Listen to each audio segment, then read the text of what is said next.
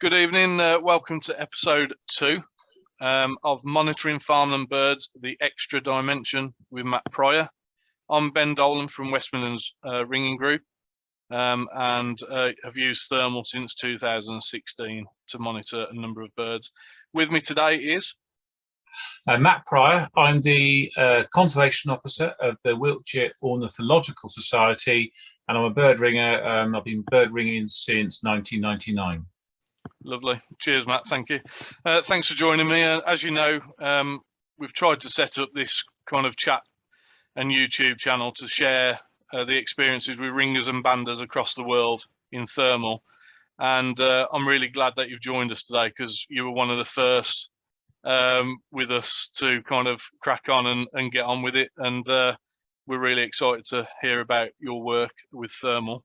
So I'm just going to, you should be able to share your screen now, and then we can have a look at yours. I'm hoping. Okay. Does that come up? Yeah, can you see it? Yeah, we've got yours, Matt. Right, so Matt, if you can just tell us a bit about the work, and we'll just have a chat as we go through. Yep, so I've been ringing farmland birds since about 1999 to 2000. I started doing a large project on tree sparrows, and we've increased tree sparrows in our area from 30 pairs using nest boxes up to a peak of 260 pairs. So we ring thousands of tree sparrows, and I work with farmers across about 200 square miles of habitat, feeding farmland birds, studying farmland birds. In particular, the Marlborough Downs Space for Nature, which is a farmer-led conservation group. But the issue has been for me is that the farmers are so thirsty for knowledge and so interested in what we're finding out, is that they've driven me ever further on to try and know something that they don't know. And so I was concentrating on tree sparrows. I would see some grey partridge, could never catch them. So, for instance, in a previous 19 years before using a thermal camera, I had ringed 19 grey partridge. And then since using a thermal camera in the last 3 years, I've ringed 61 more grey partridge. So we're able to catch a bird that we could never catch before, and start teaching them and educating the farmers in things they don't know about. And so the thermal camera has been this amazing tool for me to be able to suddenly add a complete new dimension to my understanding of both farmland birds, but also farmland bird habitats. That's brilliant. Yeah, I'm just trying to admit Holly in while she's waiting. Okay. You carry on, mate. Yeah, so this is in the picture, this is a male grey partridge, told for the female, mostly actually by the patterning on the wings.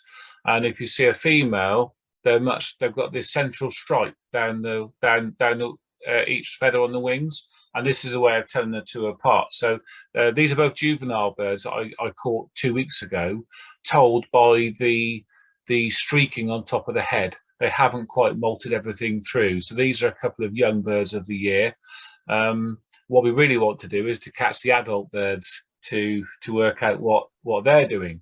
But grey partridge for me are a really iconic bird of the Marlborough and the Pewsey Downs where I work, because they are survivors. They used to exist in huge numbers. They've obviously had a shocking decline, as they have across much of Europe, but our area is still very, very good for them. But we still need to know why it's so good for them.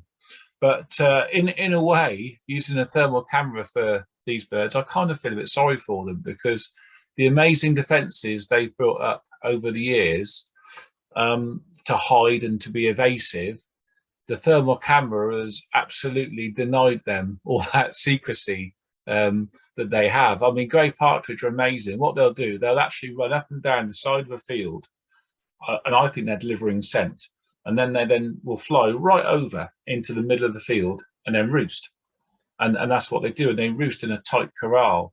So the next picture here It's a very poor image, but this is a classic grey partridge covey at night, where they're all looking out, a bit like a wagon train of the old Western movies. You've got all these birds here, all looking outwards. There's even one at the back there. You can actually see the back of its head. And these birds are all always looking out. And in fact, when they're as a pair, they will actually sit back to back, just both looking outwards. That's what they do. So in a way, you'd say it's a bit harsh to go in there and disturb them. There's no way I can catch those all in one go with a net. But actually, I can walk up on these birds and I can catch two. They then burst up and they fly away, always within one field or the next field. I can then actually go around and pick up individuals.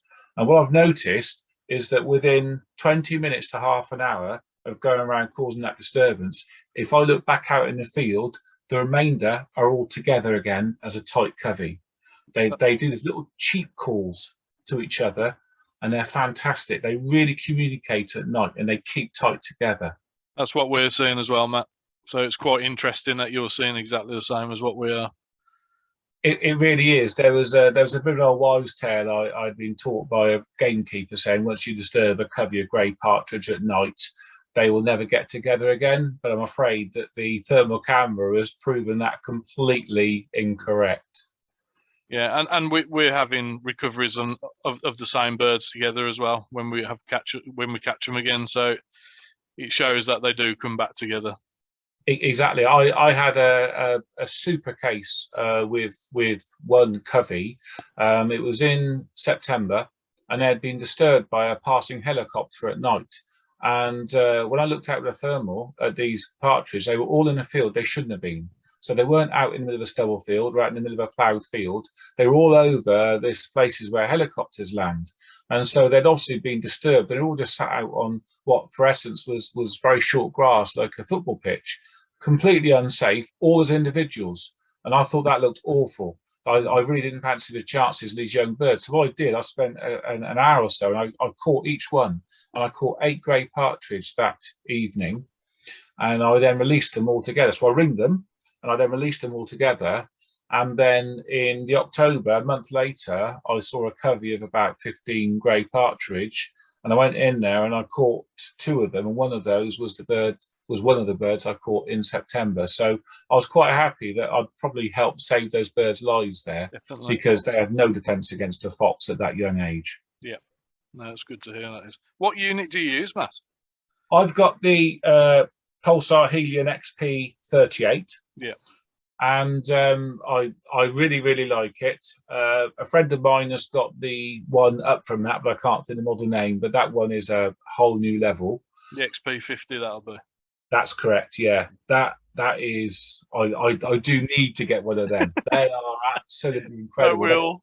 That will. Oh, I mean, they can virtually see through the leaves. For things like partridge, it's no great change, but for the smaller birds and birds roosting in bushes or hiding under things, the XP50 is absolutely superb. But I started out borrowing from a farmer is it XQ, the earlier series? Yeah, there's quite a few different earlier ones. I think when you started using it, you might have used the Quantum, the XQ XD50S or something like that. Something like that, yeah. And it's so poor compared with this one. This one's great. The only slight thing for me really is that, as you can see on the picture here, that the picture quality is not great. What you see through the viewfinder, you think that looks brilliant. I've got it pin sharp, and then you get it up on the screen like now, and you think, oh dear. I mean, it gives you the image of the semblance of what's happening, but yeah, doesn't really give the quality that you've seen yourself through the viewfinder. I agree. That's great. Great to hear about the grey partridge. What else have you been up to? I was just going to say, Ben. Actually, this is what red-leg partridge look like. So we get some large shoots of red legs, and red legs are not a good thing for grey partridge. They're definitely a competitor for grey partridge. But you see how they're all facing the same way. They're all facing left to right. They've got no idea what they're doing. And interestingly, since a lot of gamekeepers now have thermal cameras, they realise that the red-leg partridge will all sit together, even though it's a bit random. and they let me go out in the fields where their shoots are, because they know that I can actively avoid red-legged partridge, because I can go out into a field and from 100 meters away, I can tell whether they're red-legged partridge or grey partridge just by how they're sitting. And so for that case, I don't cause any disturbance to game birds whatsoever. So I've got even the most secret of gamekeepers. Everyone lets me onto their fields at night now, because for one, they trust me. I've worked with them for 20 years. But the other thing is that they know that I can discern grey from red-legged partridge, and so avoid their game birds. That's great news, those. So that is a massive change in what I've been doing in terms of monitoring different species. We get to have a long-lived grey partridge, but we're early doors, 3 years in really to this new phase of farmland bird monitoring. So yeah, there's a lot more that's going to happen yet with grey partridge. Fantastic. And then the other bird, Ben, that I've been working on is corn buntings. So here's a corn bunting at night. So when I first started out with the thermal camera, I'd never even thought about corn buntings. In many parts of the world, corn buntings roost in reed beds or long grass.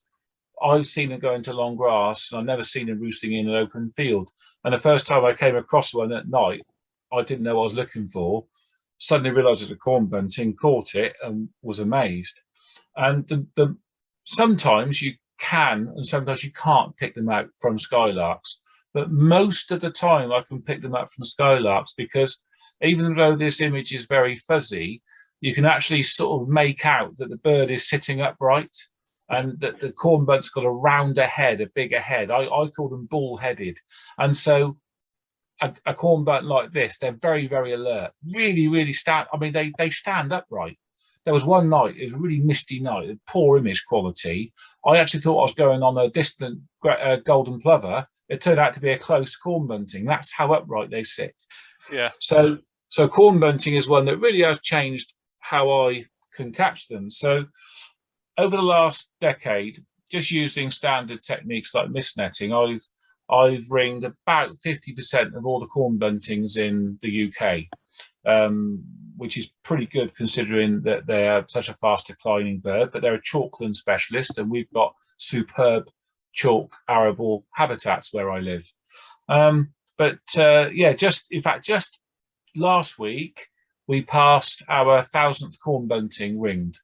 Wow. So that's pretty great. And in the last 2 years, so for instance, in 2021, we ringed 119 corn buntings, which is actually a record for our group. Yeah. But of those 119, 31 were caught with a thermal camera. Wow.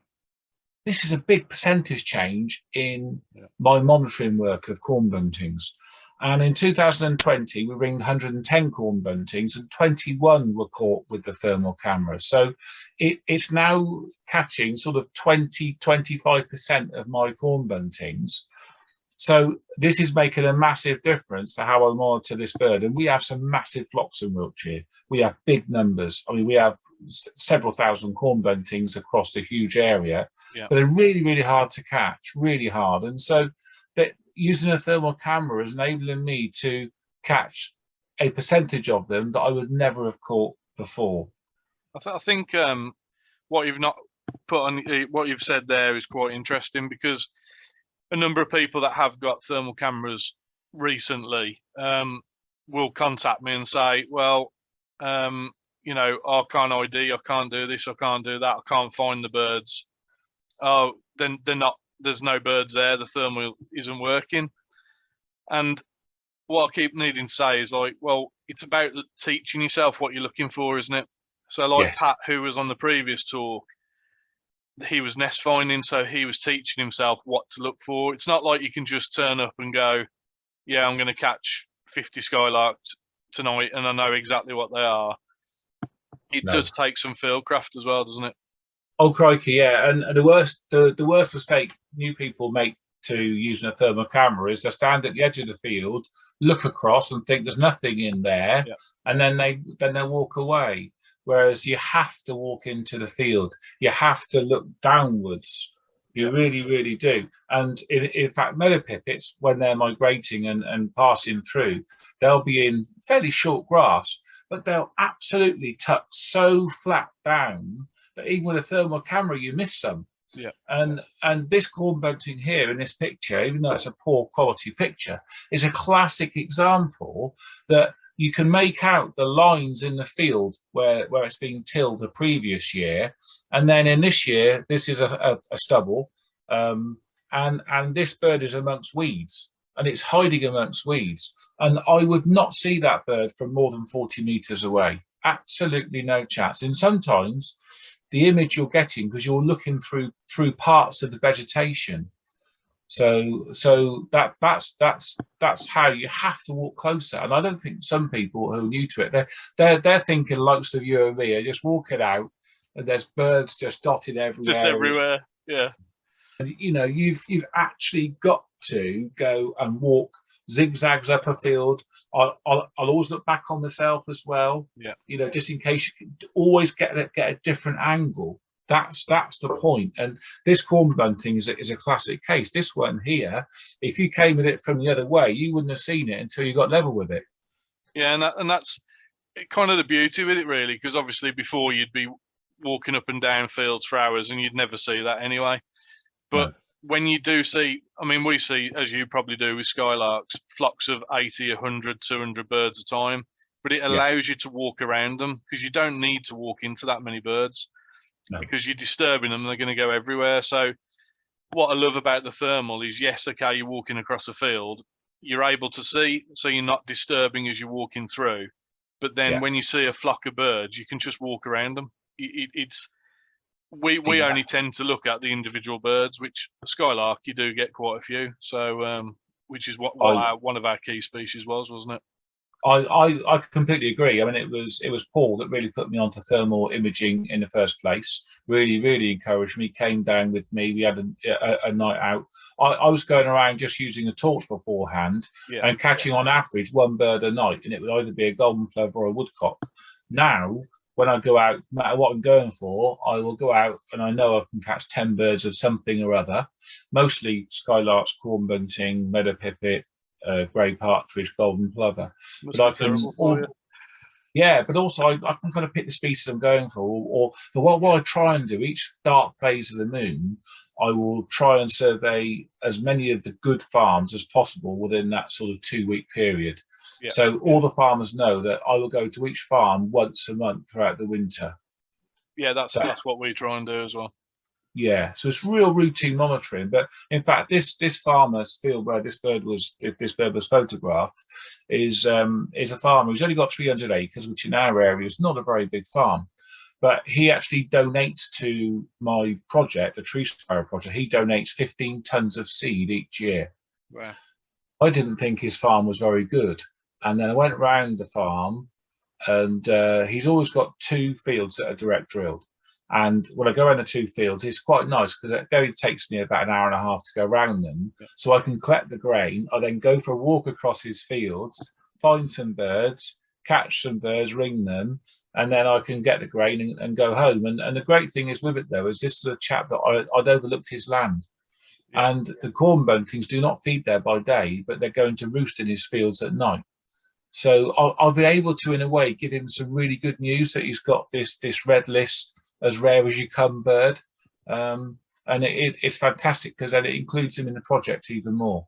And now they're aware of it, which is what I find with our farmers and landowners. When they're aware of it, they're like, okay, well, how can I keep that up? How can I keep them coming here? What do I need to do? How do I need to farm it? And they're more than willing to just kind of keep that management up for that species. Exactly. This farmer, as a result of me telling he's got corn buntings and skylarks at night, and I had 1 grey partridge on his land, which I don't know why the one was on its own. That's the most uncharacteristic. Yeah. But the fact I told him that, he is now feeding on his own farm, which he never actually did, and he's left an uncut margin down the middle of 2 fields, and he's now stopping harvesting his field corners. So instead of when you go up to a field, you'll go up and you'll sow, then you'll come back and you'll sow that last square in a corner. He now leaves those for farmland birds, based on the fact that I was finding these birds at night on his land. Yeah. So that's a real application of conservation. So just to finish like my slides though, is so there's a superb corn bunting. This is a male. It's a big bird. They weigh something in the region of 45 to 52 grams. These are really solid birds. So for those that don't know farmland birds very well, this is not that much smaller than a song thrush. You know, it's 30% bigger than a chaffinch. So really big bird. They feed on barley, and this bird looks really shabby. This bird is undergoing a full molt. So it was caught. This one was caught 2 weeks ago, and it's changing every single feather on its body. Hence why it looks a bit shabby. And at this time of year, corn buntings go really quiet. If you walk around the fields at day, you will not see corn buntings. Really hard to find. And we've all been musing where they go. And then we pick them up at night with the thermal cameras. So it just goes to show that probably these birds are feeling a bit vulnerable because they're in a molt. So by day, they're just being very skulking and secretive. And interesting. Sorry, Matt, go on. I'll say, and really interesting, Ben, is that on the next phase of the moon last year, I went on a lady's farm and we caught corn buntings, and she was the lady who part funded our thermal camera. And I caught a couple of corn buntings that night. And then this summer, we've had one of them resighted. And so we're at point A, just on the Marlborough Downs, and this bird was resighted at a grey partridge project site just near Winchester, and that's 64 kilometres from sedentary. That's amazing. Now, this bird was caught as a juvenile male. So this isn't a migration. This is a genuine first-year bird dispersing, and it's at a grey partridge project site that has a couple of pairs of corn buntings. So with grey partridge, they'll be looking at instigating really good farmland bird habitat. So it just goes to show, if you create amazing habitat for one farmland bird, other farmland birds can benefit. Yeah. And that bird, we would never have known any of that without thermal imaging. Yeah, that's an incredible sign, because we were only discussing, weren't we, the fact that because thermal's so young and new in terms of what we do for ringing and banding, there aren't many recoveries, are there? No. At the moment. We get Skylarks from a year or two ago. So earlier this summer, I caught a Skylark that I'd originally caught it using a thermal camera 3 years ago, and then I misnetted it in July this year. So that bird is now 3 years old. That's about the best that I've achieved. But this corn bunting, it's blown all out of the water. It's my furthest movement of a corn bunting, and just that one movement like that kind of, for me, makes all the thousands of steps of walking worthwhile. 100%, right. In terms of the corn bunting, you were saying obviously they're molt, and that's when you catch them. That tends to be when me and Paul go out for Skylark. Because right. They tend to be easier to catch. And what we find is when they're molting Skylark, they're on their own and they molt alone, and then they start getting other, with others, 2s, then 3s, then 4s, and then they start building. Is that something similar you're finding with Skylark and corn bunting, or how is the behaviour? Skylarks, I missed the boat this year, because last year I went out on an all-nighter. I went a little bit crazy, and I did an all-nighter in late July, and I was catching juvenile Skylarks, and I ringed 45 Skylarks in one evening. Wow. And then I went out last October and I did an all-nighter again, and I caught another 45 Skylarks, and I caught 4 corn buntings and a couple of grey partridge and a couple of golden plover, but 45 Skylarks on 2 different occasions. And so the ones in July, simple, very easy. Those juveniles are so simple. They've got nothing, no awareness or anything. So if you know where they're roosting post breeding, then sessions in July and August are fantastic for people new to thermal imaging because it gets your confidence up. It does. It Um, almost allows you to be bad at it, doesn't it? it actually does. It actually does. And then by October, they're starting to flock up, although in pairs, and they get a bit difficult. They can get a little bit hard. And then come January, they are very, very difficult, very hard indeed. We don't tend to bother after Christmas. That tends to be our cut off for Skylark, because they just become so difficult to catch. That's right. They really do. Corn buntings are strange because I've still got a lot more to learn about them. But with the corn buntings, I'm finding that they generally are roosting as individuals. They sometimes will roost as a sort of loose 3s and 4s. Okay. But every now and again, I come across this different situation where you'll get to in a bare field, you get to like one little bit of grass, and you see one corn bunting head sticking out the top. And as you're walking up to it, you get within sort of 10 meters, 5 meters, and all of a sudden 20 burst out of it. And it's like that one bird was the watchbird for the 20 that were underneath it. Yeah. And they're packed in an area only 20 centimeters by 20 centimeters. They're really, really tight. But I've only seen that on a couple of occasions. But that's something that corn bunts in particular do. Very interesting. No, that is really interesting because with the Skylark, we see them in big flocks, but all the heads are facing in different ways. But once one goes, they all go, don't they? So, I mean, that's when we were learning. That's why we stay away from large flocks now, because even though we're happy they drop back down into roost, similar to when you ring them at night and you let them go. We've watched hundreds and they just go back into the field to roost, but it's quite the understanding we're getting from nighttime behaviour of birds, I think, is astounding. It is. Last year, when was it now? It would have been late October, early November.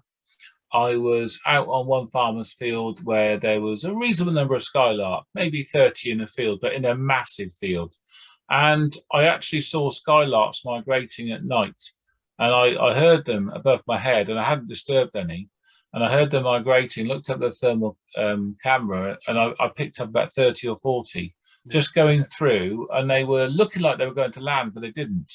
And I was on a ridge of a field, and they just came straight across, and they were purposely flying south, exactly like you would see with swallows by day. Yeah. Those skylarks doing at night, and they were only going maybe 20 meters high. They weren't very high. So actually seeing skylark migration at night, I know it happens on the continent, but I've not witnessed it in the UK. You certainly wouldn't as a birder. But I'm very much like you, Ben. The first couple of years or the first year, I would look at those large flocks of skylarks. You'd be tempted, you go into them, you cause disturbance, and then you realise that that's not fair for the birds. No. And if I see a flock of skylarks, I just count them because I want to give the farmer the bird count. Yeah. But I'd never go near them. So yeah, last year I saw a flock of 200 skylarks at night in one flock and just didn't go near them at all. And the beautiful thing is with the thermal, what I started doing is when I was seeing large flocks like that, obviously it gives you more accurate data than ever. But you just can record it, can't you, with the thermal? So you record it and you think, well, I know what field that's on. I'll count them later on the camera when I'm not busy doing this, and then I'll feed it back in. So the fact that you can actually record is incredible. Yes. And we've also had people with us. I think you've had people with you as well, where you're able to live stream your thermal to them. Yep, I've had the farmers coming out with the fields, in the fields with me. So the lady who part funded our one, I took her out and showed her what was on her land. And that is one of the most powerful things. I've regularly now got farmers coming out joining me on thermal surveys. So I think in the last year, I've had about 5 different farmers, but actually what we're doing coming up very soon in late October, there's an event locally where they sort of celebrate and sort of have events based around the dark skies. So they have a Marlborough Dark Skies event, all sorts of events throughout the week. And for the Marlborough Downs Space for Nature, I'm doing 3 different walks on 3 farms where we're going out with a thermal camera at night, and we will be surveying, but we will also try and catch some birds and show people the whole sort of thing of what we do. Yeah. But yeah, those were also oversubscribed, because I'll only take 4 people out, because then I can control those 4 people so they don't get into trouble or don't sort of do anything wrong. But also is that they're going to hold my phone, that I should be able to stream it from the camera to the phone. Sometimes that connection is a bit flaky, so people have to be aware of that is the case. But yeah, 3 different nights we're going to go out on 3 of my best farms and at least both educate and share. And I don't know about you, Ben, but for me, I still get amazed at what I see at night. It's so exciting. Yeah, and I think that's the big thing with it. You're walking out into the field, and you know, I put a post on that Facebook group not long ago. You know, what have you seen on the ground at night? And the species list is just absolutely phenomenal. Yeah. And I think speaking to a few birders, because obviously this birders are now getting into using the thermal, because you can find stuff in reed beds and all that type of stuff. But I was like, oh yeah, there's, you know, we find hundreds of fieldfare on the floor, redwing on the floor, wheatear, yellowhammer, and they're like, people just can't get their head around what you find in yellowhammer or fieldfare in the middle of fields. And we're like, yeah, large flocks of them sometimes, you know, it's and fieldfare. I don't know if you find most of the time they're in pairs, aren't they? Or they're in pairs and groups. Yeah, pairs and groups. So it's just really interesting, you know. And I was out not long ago, and there's a long-eared owl hunting over jack snipe and skylark, and I wouldn't have even known that was happening without thermal. Oh crikey, no! Well, 2 weeks ago I was out, and it's a bit bizarre because I was walking past a big cow field. So cows are always interesting, aren't they? Suddenly seeing massive, great big things like that. But in the same field, I had 2 barn owls hunting around, which I think are amazing when you see them in a thermal camera. But I had 2 barn owls. I then had 2 harvest mice on the tops of sort of uncut vegetation. And then just out in the field, I've never seen this before, I saw what, I know you could dispute the species, but I saw a polecat. Whether it's a polecat or a polecat ferret, I don't know. It was in silhouette. It was a classic sort of humpy run that they do. But earlier this year, I caught stone chat at night, and I've caught a few stone chats at night. Okay, that's interesting. And I've also caught, in the same field this year as I caught last year, I caught a wheatear. And both of those, both wheatear and stone chat, were feeding in the dead of night. Yeah. Absolute black. Yeah, I think, again, you've hit something there. It's the amount of birds that are feeding at night and are really active. And you think, well, I would never have thought they were. I mean, not long ago, I was just walking in the field. I'd looked around the field and there was absolutely nothing. Carried on walking, thought, oh, I'll just have another look, and there was a water rail right by my foot. And I'm thinking, there's a water rail in the middle of a farmer's field, and it must have literally just dropped down. And I was like, oh. So caught it, ringed it, done, gone. And you just think, I just can't get my hat off to, you know, I'm in the middle of Birmingham and I'm finding grey partridge on fields that farmers never even knew there was grey partridge there, you know, very, very small fields next to the city. So it's like, well, what, you know, it's really incredible. The thermal is, I could talk about it all night, to be honest. Well, same here, but it's interesting particularly with wheatears. So that's now 2 wheatears feeding in this field that I've caught now. I think I caught 2 last year, 2 this year. And it's just interesting because I've done quite a lot of ringing in the Gambia. And one of the things when we were walking to our nets down one particular track when we're going in the Gambia is one of the things I saw was I would see wheatears at night in the Gambia. Okay. And I just thought, oh, they're migrating or whatever. I never ever saw a wheatear there by day. And then these wheatears I've had in Wiltshire, again, they're feeding at night. So I think wheatears are a lot more actually nocturnal than people ever give credit for. Yeah, I haven't caught a wheatear at night, but Hoppy catches decent numbers of them, and it just astounds me really. And when I'm walking around, I'm finding yellowhammer in the middle of the fields. Yeah. You know, there's a hedgerow there, and they're in the field, and you're like, I don't know. I still don't understand it, but I don't understand why some birds do that. So last year I caught a missel thrush right in the middle of a heavily grazed field, and it was a juvenile missel thrush in late July.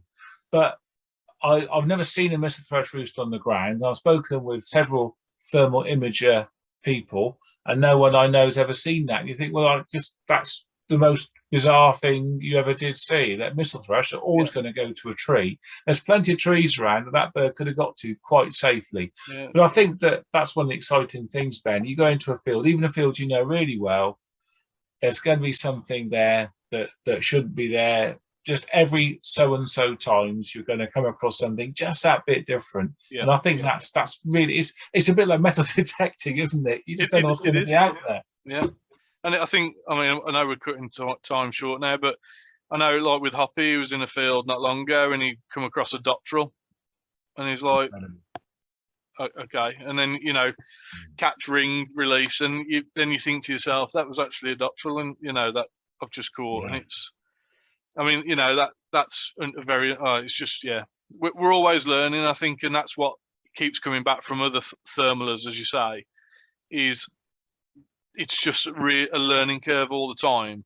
And with us sharing this information, like you guys and me and Paul, and trying to do this through YouTube, hopefully more people will start using it, and most will start getting more controls across the board, really, because more skylarks or more corn buntings and stuff are being picked up.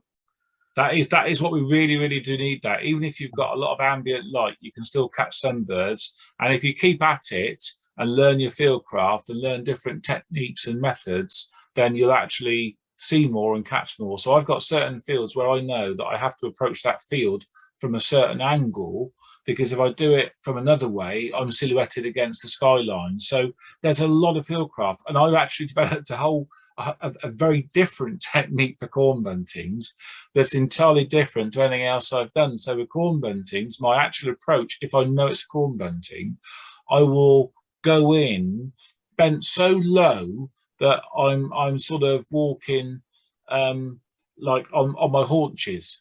So I crouch very, very low. The net is flat with the ground. And what I'll do is I hold the torch so that light doesn't go on the bird. It actually goes just above the bird. Okay. And the bird actually thinks, I think the bird is sitting below there, and it thinks that it's out of the vision of the torch. And I quickly then just bring the net very flat, bright flat, just above the stubble, and place it on top of the bird. If I put the light straight on that bird, it will definitely fly. That's really interesting. That's good. I mean, I've heard the story about a ringer out in a field pretending he was a cow. Thinking, really? Yeah, mooing. It didn't work, but that's another story. That's another YouTube video, I'm sure. Yeah. Oh my Lord. Obviously, we've got a minute left. I just want to thank you for your time, Matt. And as forever, I could listen to you all day. I find some of the stuff you do is just incredible, and the corn bunting stuff is really, really interesting. And I'm glad the thermal's working for you as well. Lovely, thank you, Ben. This is still early days, and I think we'll be doing more of these, obviously, in the future. In 5 years' time, I'll know twice what I know now. Well, hopefully, we can do follow-up chats and share our work with people. So, thanks again, mate, and look after yourself. Lovely. Thank you. Cheers. Thank you. Have a good one. Bye-bye. You're still there, Matt? Yes, mate, yes. Yeah, I'm just going to stop there.